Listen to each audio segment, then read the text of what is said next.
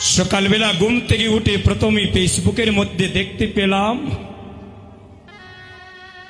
আমাদের সিলেটের শ্রীহট্টের একজন যুবক ভাই, নবীন বয়স।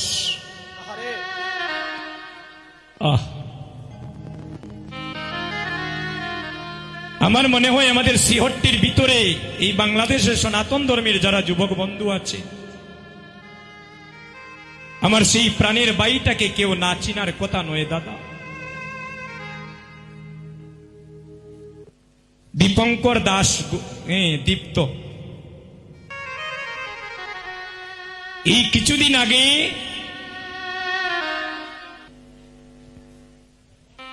সে উচ্চ শিক্ষার জন্য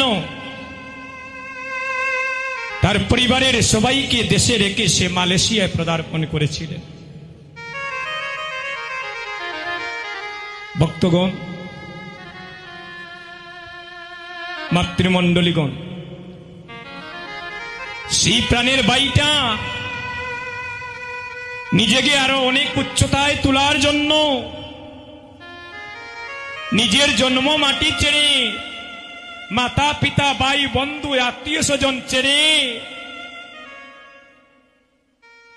সে মালয়েশিয়ায় পদার্পণ করেছে দাদা।